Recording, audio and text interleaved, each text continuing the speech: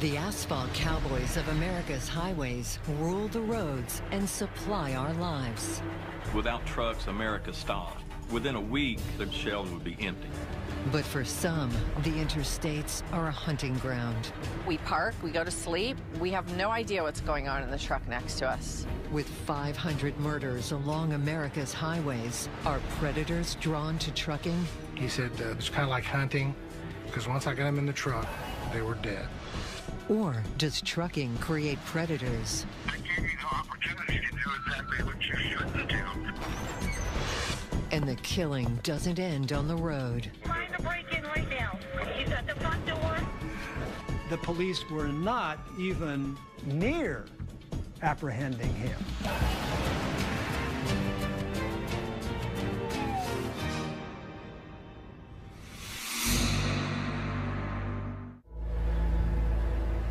Grapevine, Texas, January 31st, 2004. Walking along Bear Creek, a father and daughter encounter a sight that will haunt them forever. The body of a young woman, naked, bloody, and broken. She appears to have been tossed from the highway overpass directly above them. And the incident is not unusual. Every week, grim discoveries are made along America's highways. These are not crime scenes, they are dump sites, and most offer little chance of solving the harrowing crimes they represent. Highway murder is the subject of Ginger Strand's 2012 book, Killer on the Road. Finding a body by the side of the highway is a particular problem for law enforcement. Not only do they not know who this person is, but they don't know where the person came from. Typically, a murder is investigated by looking at people close to the victim. Frequently, husbands are questioned right away, boyfriends are questioned, enemies, all those things that you see on Law and Order. When you're looking at the interstate highway system, of course, none of those questions have any relevance. But law enforcement isn't always at a loss. The woman tossed from the overpass in Grapevine, Texas, had the word Seminole tattooed on her arm. She had no IDs, she had no clothes, she had no jewelry, nothing. The only thing that they had to identify her by was her tattoos. Within a week, the body in the creek regains her name and her story. She's 19-year-old Casey Jo Pipestem, a poet and promising athlete from Seminole, Oklahoma. Casey has scholarship offers for track. She has scholarship offers to play basketball. She was, I guess everything a girl would want out of a little sister. But life was complicated for Casey Jo, who had been reported prostituting herself at truck stops. She was beautiful, talented, very, very smart. But there was something missing. And that something missing from Casey's life was a mother's love. We had a mother, but not there like we wanted her to be. And nothing could replace that. Casey Jo was last seen alive at a truck stop on the I-35 in Oklahoma. When her body is dumped in Texas the next day, it joins the ranks of over 500 other murders that have spread along the interstates like a virus on wheels. Originally, the interstate highways were seen as a beautiful kind of road to the best of all possible worlds. They represented economic mobility, social mobility, and the American dream. The violence that then followed in the highway's wake turned that entire dream on its head. Very quickly, they came to be seen as highways to hell. But for 30 years, the data on highway murder just piled up. No one noticed a pattern until Oklahoma State Bureau of Investigation analyst Terry Turner is handed a case that falls between two local jurisdictions. The victim was found along Interstate 40, about halfway between Oklahoma City and the Arkansas state line. an area where a truck could have pulled off or a vehicle could have pulled off and then re-entered the highway. She was found nude. She had bindings on her hands. Her head was covered. Just the whole environment or the whole scene was unique in what had been done to this particular young lady. The victims' bodies often tell us a story. If the body has been positioned in a certain way, there is a story there, and that'll be very important to distribute that information from city to city, from county to county, from state to state. We put out law enforcement communication between all law enforcement in the country. Within 72 hours, we found 2 other victims within the last 2 months that were very similar in nature. Turner is soon tracking 7 unsolved highway homicides across 4 states matching her criteria. All 7 of the girls were found fairly close to a major interstate highway, and there were 3 that were actually dumped off of an interstate bridge. My 7 girls, she calls them, and Casey Jo Pipestem is one. And just like Pipestem, each had been selling sex at truck stops. Tragically, prostitutes are what people in law enforcement call throwaway people. And that's not because people in law enforcement think that they're throwaway people. It's because that's how the criminals see them. Prostitutes' friends and associates are frequently less willing to talk to the law. They don't want to talk about where they were last seen or what they were last doing. So all of this makes it easier for them to become victims of predators.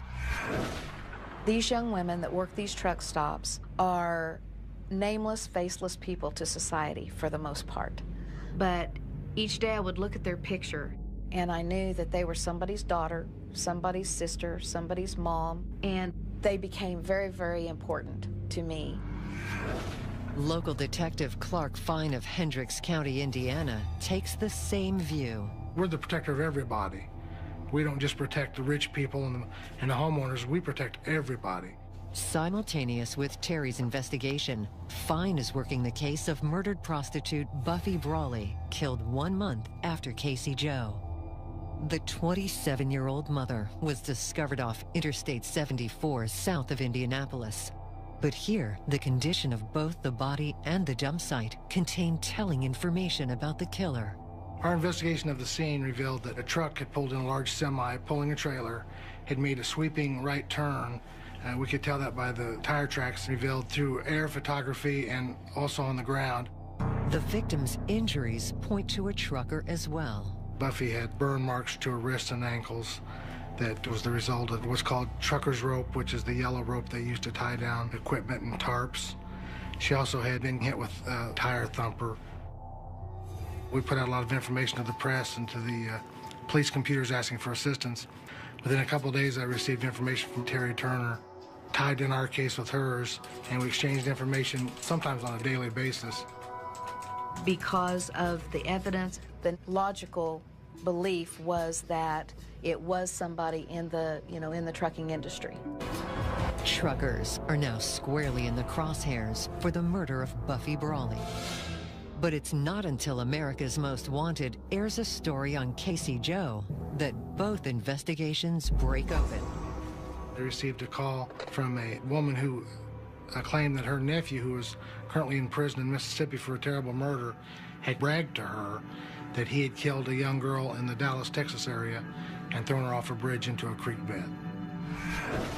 The caller gave the FBI the name of former long-haul trucker John Robert Williams, who had just begun serving life in Parchman Prison's Unit 32, now closed for violence and squalor. He had confessed to the murder of Casey Jo Pipestem, also that he'd killed several other girls, and that he'd be willing to answer specific questions about cases. Detective Fine and his partner head to Mississippi to interview the killer. He was very personable, seemed very intelligent. They find Williams so forthcoming, Fine wonders if he may be confessing just to pass some time. It seemed like everything I asked him, he agreed to. When Williams fails to recall one of Brawley's tattoos, Fine is ready to walk away. But then he volunteered information about another tattoo with the word Ebony on her upper thigh. And he said, I thought that was funny because you usually associate the name Ebony with black girls. And I knew right then this was our guy because Buffy Brawley did have a tattoo of the word Ebony on her upper thigh because that was her daughter's name. Fine asks Williams why he did it, but never could have anticipated the response. He indicated to us that it was kind of like hunting. He said, the good thing is, he said, the animals come to you. He said they would come up to our window. As soon as they tapped on our window, they were dead. He goes, because once I got them in the truck, they weren't going to go home. Killers like Williams are extremely dangerous. They're short-fused hotheads with underlying rage towards women. And when they see these prostitutes circulating around the truck stops, they will have the deep hatred. And we often see a consistency with serial murder. They're attacking somebody that's just about their same status level, but just a notch below. So by murdering a prostitute, what they're doing by murdering her is putting her down, and they're putting themselves up. Ultimately, Williams would become a suspect in at least 3 of Terry Turner's 7 cases. But his alleged crimes are hardly unique. FBI analysts discovered their files hold over 250 homicides connected to the I-40 alone. In 2007, they secretly launched the Highway Serial Killings Initiative and rapidly cleared 24 murders with 2 convictions and 1 person of interest. Each is a long-haul trucker. Today, at least 25 former truckers are serving time in America's prisons for serial murder. And prostitutes have been only the most visible of their many victims. Coming up, a teenage adventure turned journey to hell on 16 wheels. Caller says, I've left Regina in a barn and I've made some changes.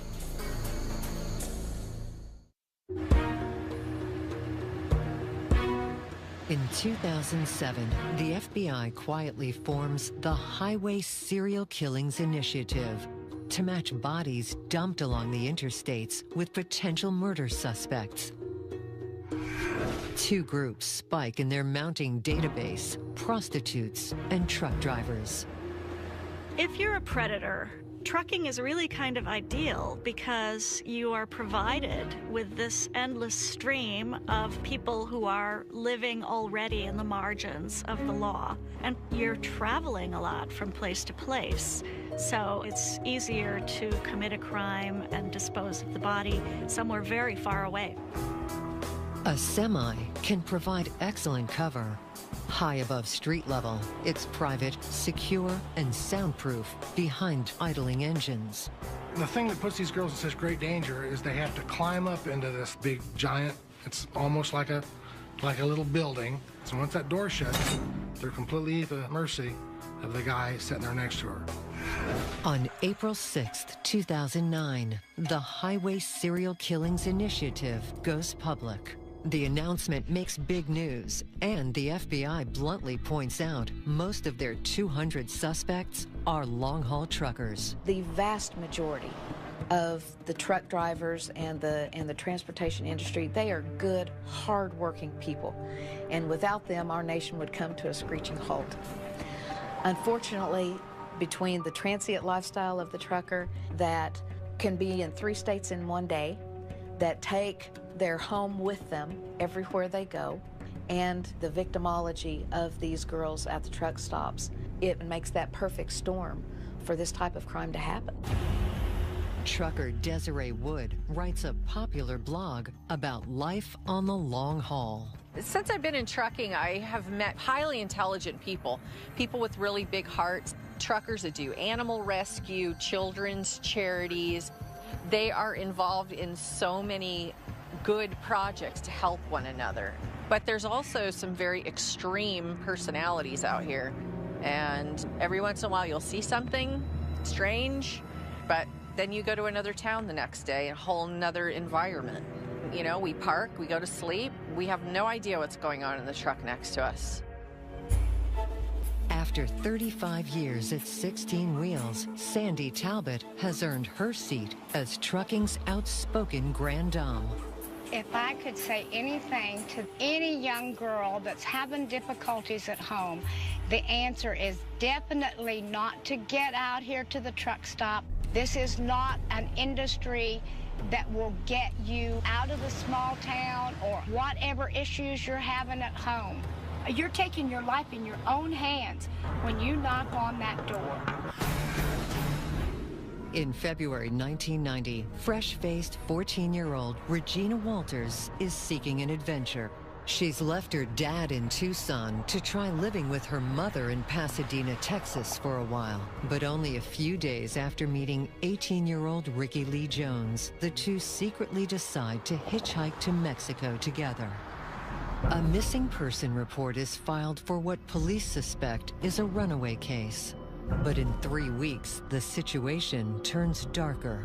Regina's father in March of 1990 had received a collect call, and the caller says, "I've left Regina in a barn, and I've made some changes."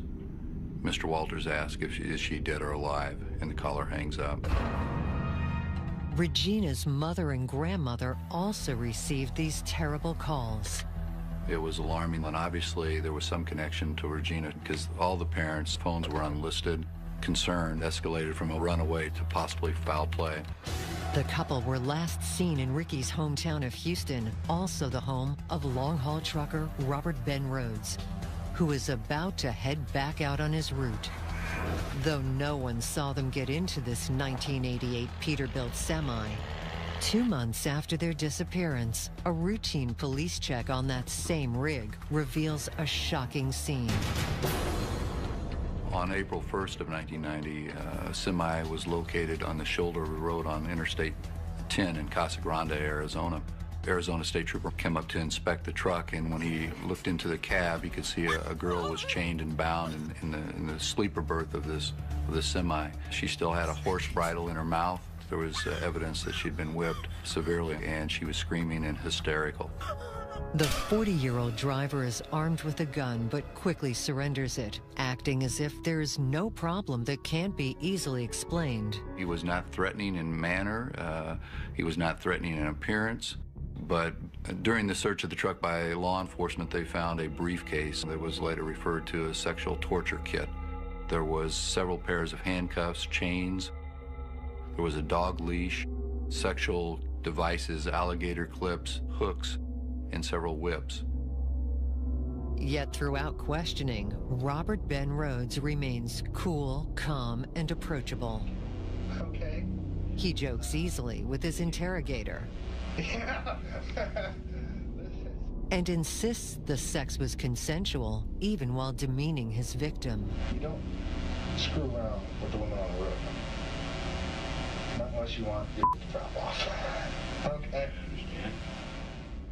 But an FBI search of Rhodes' Houston apartment only reveals more horrors. The windows had been shaded so you couldn't see in the apartment. There were some bloody towels that were located. Again, more sexual assault tools and batteries used in specific types of torture.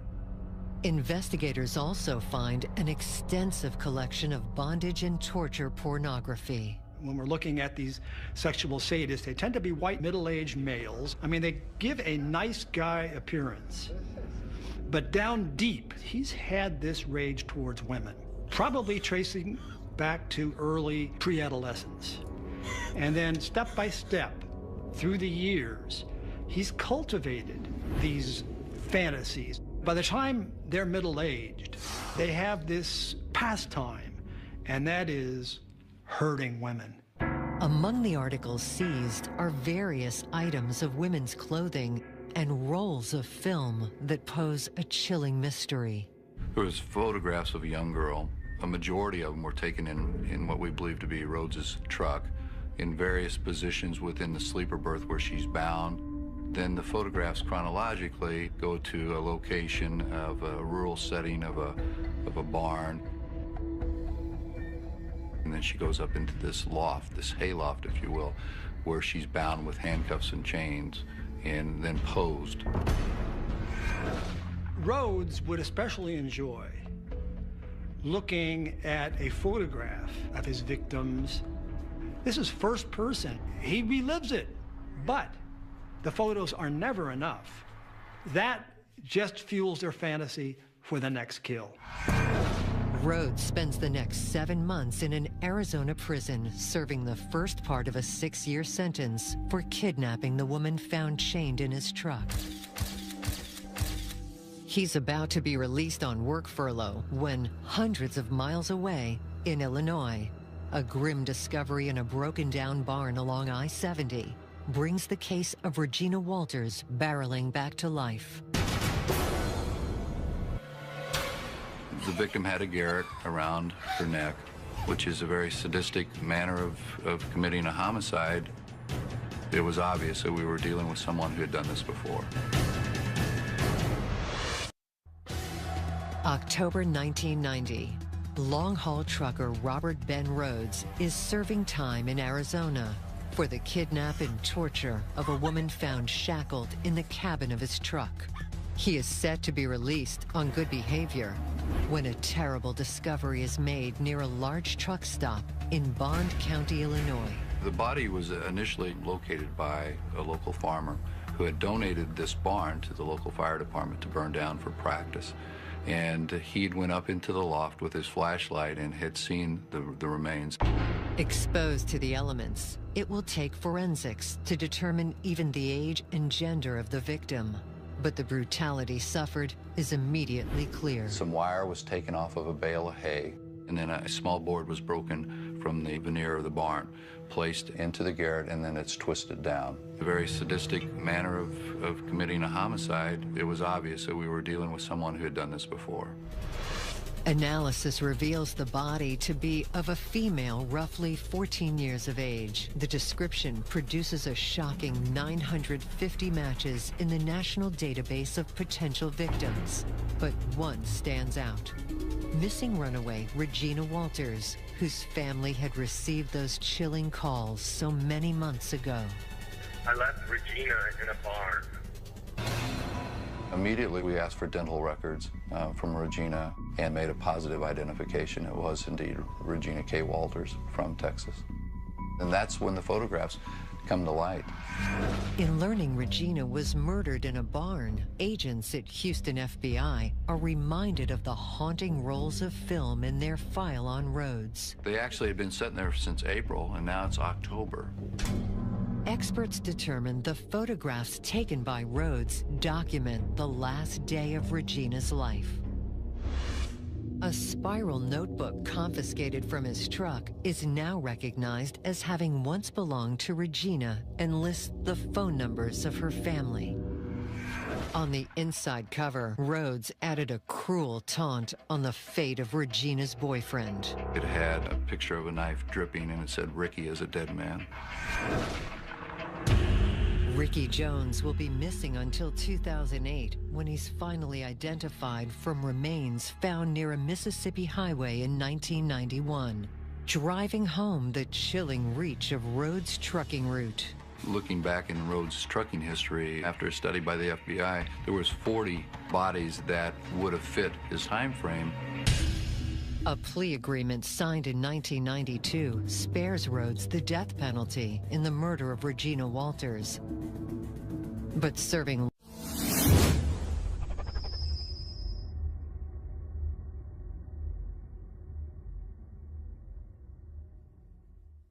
life without parole, his crimes continue to follow him. He will see 2 more convictions for murder in 2012.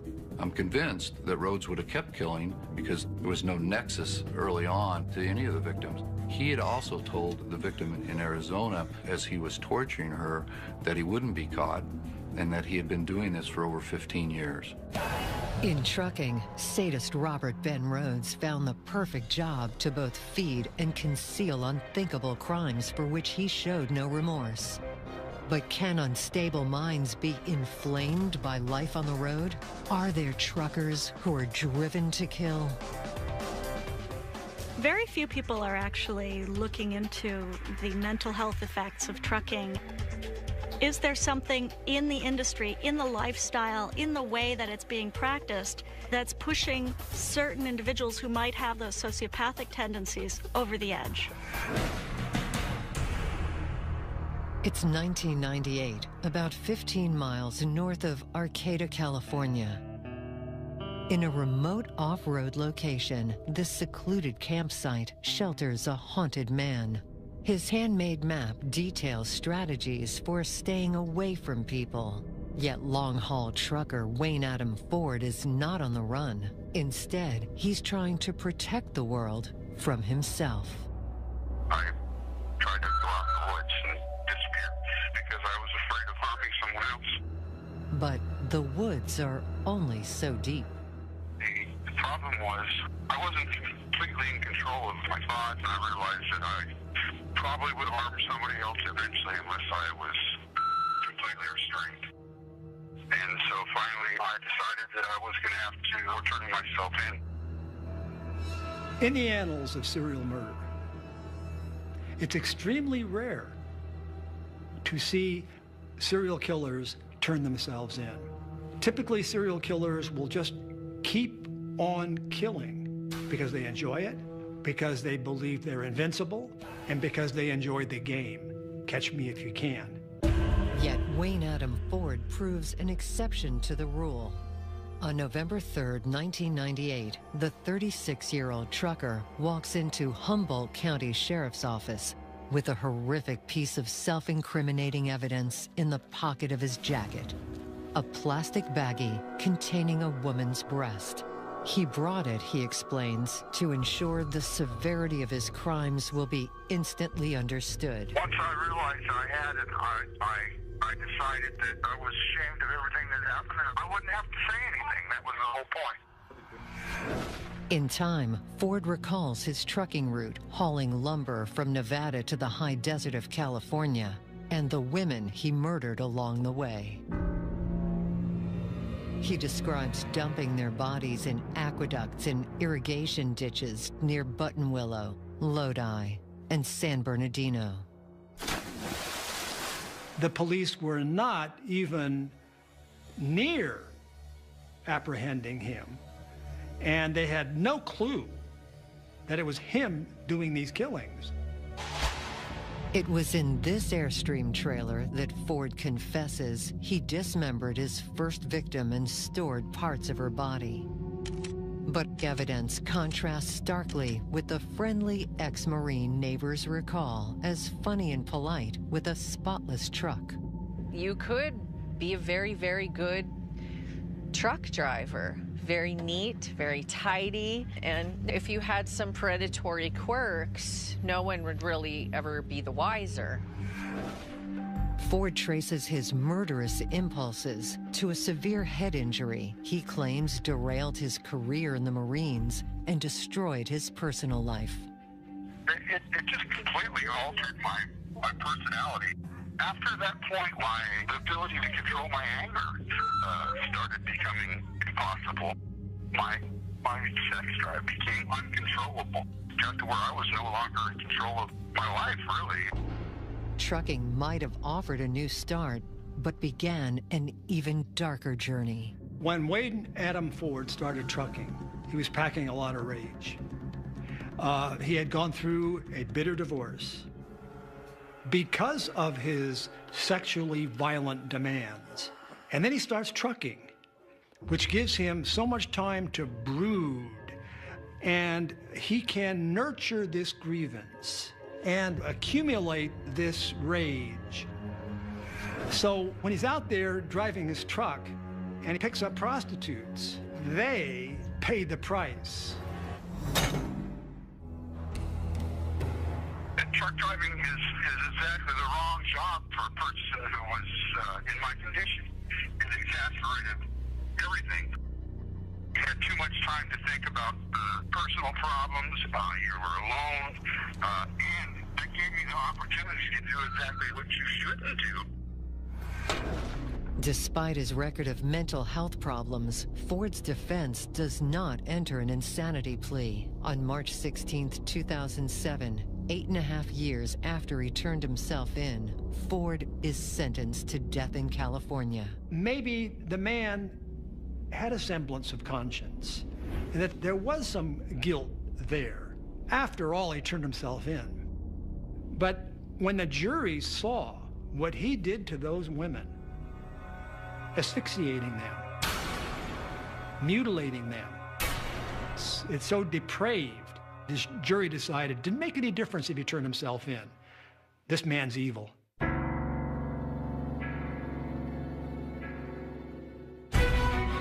Pressure and isolation at 39 cents a mile.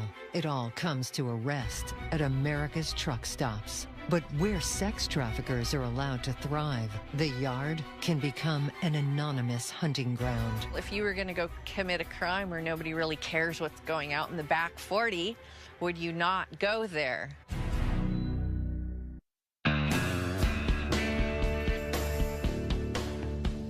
Most of us only know truck stops as civilian drivers or four-wheelers. We go to the side designated for us.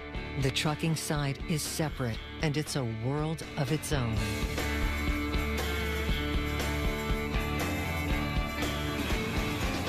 The back row at a truck stop is always known as the party row, and that's the row where you go if you're interested in buying drugs or if you're interested in prostitution.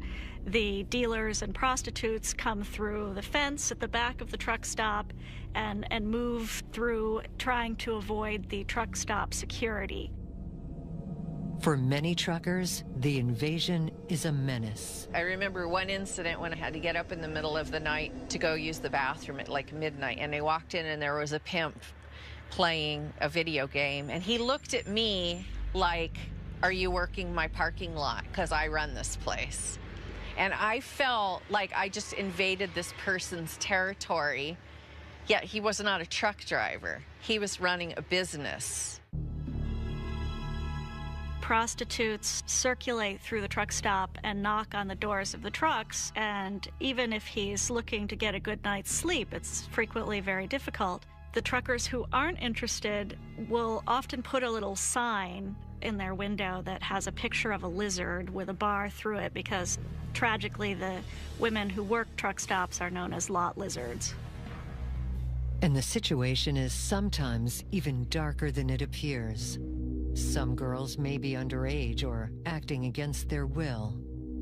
Assistant Chief of Police Jim Walters establishes recovery practices for endangered minors. At any time, there are just short of 300,000 young people, children, who are at risk of exploitation in terms of trafficking in the United States. These are our children in our communities. So you have a young person who finds themselves in a situation where they're homeless and they're dependent on the substances that they take that lessen and dull the pain. And very often what they find to support themselves is the only thing that they've got left, and that's their body. Almost all the prostitutes I interviewed over the years, they all said the same thing. They had started out at a very young age, usually 12, 13, or 14, which always surprises me. But this guy will come in and he'll have a handful of money and a nice car, and they tell him how much they need them and how much they respect them, and they think, you know, I need to work for this guy. I need to give him money because he loves me. Truck stops are perfect for the trafficker because once the law enforcement's on you, you move 20, 40, 100 miles down the freeway to the next truck stop. You build in things like CB radios, and it's no challenge at all for the pimp to talk about where they're going to be at next and bring their customers to them. But many truckers are starting to push back against sex traffickers targeting their industry. The drivers have begun to have an outlet where they can speak outside of the cabs through social media and groups like Truckers Against Trafficking, educating them that maybe these people working in the parking lot are not doing it willingly. Maybe somebody else is pulling the strings back there, and here's some signs to look for. Truckers Against Trafficking was such a great idea because truck drivers are the eyes and ears of America. They see everything, they hear everything, and I'm a proud card carrier. It's a great card. It has a national hotline number, the 1-800 number that drivers can call if they see something suspicious. People have been rescued by just one phone call from a driver. This is just right for a bad situation.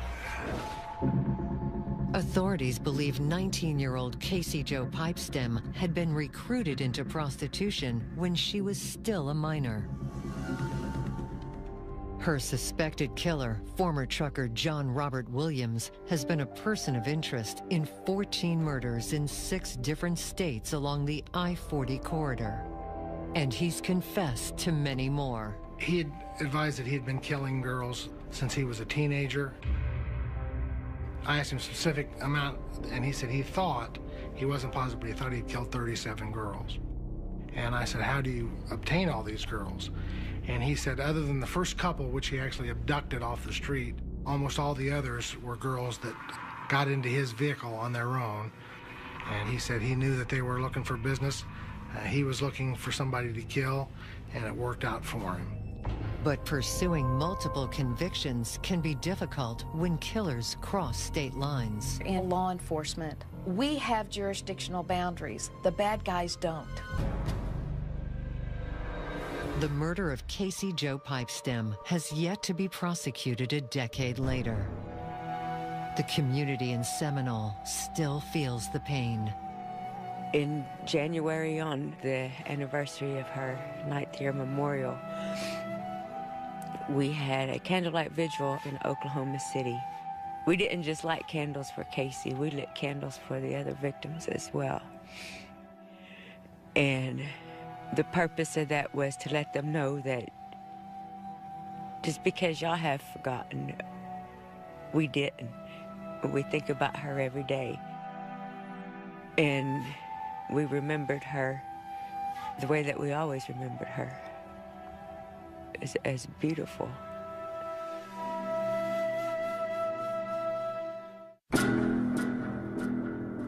If John Robert Williams bragged that victims came to him, what happens when the killing moves out of the truck stops and onto Main Street?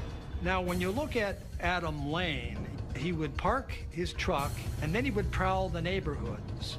And if he found an unlocked door, he'd sneak in. Now, that gives a thrill killer great excitement that they can't keep me out.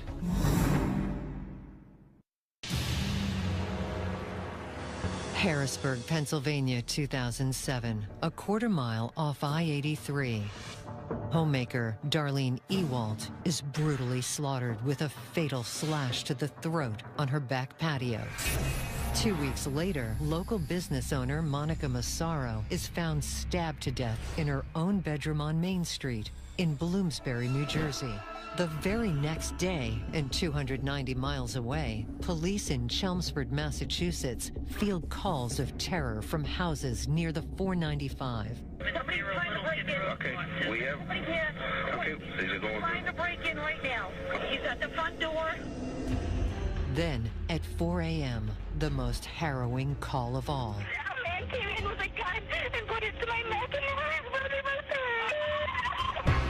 The parents of Shay McDonough had confronted her attacker just moments before, after hearing her whimpering through the wall. He had his face covered with a mask and had the knife to her throat, and he told her not to move, or he would kill her. Chelmsford police take the knifeman into custody and find him heavily armed with exotic ninja-type weapons and choking wire. But background checks reveal no prior arrests for long-haul trucker Adam Leroy Lane. When they unloaded his truck, they took out a whole bunch of scary stuff and a cap that said "World's Greatest Dad." And I just thought, how does that work? Lane traveled with a film called Hunting Humans in his portable DVD player. But the most damning piece of evidence found in his truck would prove to be a simple receipt from Bloomsbury, New Jersey. He had bought a radar detector at the TA truck stop, which is the truck stop located right near Monica Massaro's house. If you stood on Monica's front porch and looked to your right, you could see the truck stops down the street. The receipt was was dated for Sunday, July 29th, 2007 at approximately 5 a.m. And the date and the time matched perfectly to the window that we believe Monica Massaro had been actually murdered. Ultimately, Lane's knife will test positive for the DNA of Monica Massaro and Darlene Ewald, both attacked along with Shay McDonough in a 2-week killing spree along his trucking route from North Carolina to New Hampshire. Lane was a thrill killer. They identify with other serial killers. They embrace horror. They're nobodies who become a somebody through murder. And by killing nice, appropriate, decent people, they send a shockwave through society.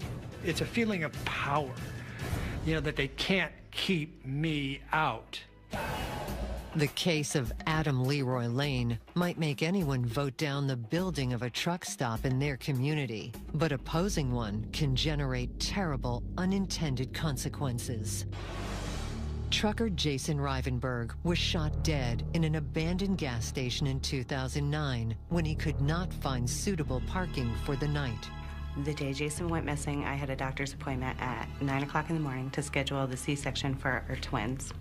And noon, the guy he was driving for called me and said that he did not make his delivery time. A couple of hours later, the investigator from our sheriff's department came with a picture of Jason's tattoo for me to identify Jason. And then with the tattoo, there was no denying. The killer got $7 off Jason's dead body. It was his change from dinner. There's a big danger for the drivers out there. Since Jason, I am aware of at least 10 more drivers being murdered for money. After a 3-year campaign, 2012 saw the passage of Jason's Law, dedicating federal funds to create safe parking areas where truck drivers can rest. It's not a luxury, it's something that they need. They're going out there and making our world go around with little to no respect from anybody. They need this to be able to do their job and go home safely to their families. It's important to keep in mind that trucking is experiencing a huge boom. You'll see on the highway a lot truckers with a bumper sticker that says, "If you have it, a trucker brought it." And that's true. The vast majority of our commodities come to us via truck. That's what makes it so important to look at this industry with clear eyes and really try to make it be the best, safest industry it can be, because we depend on it. This program contains graphic material, including offensive language. Viewer discretion is advised.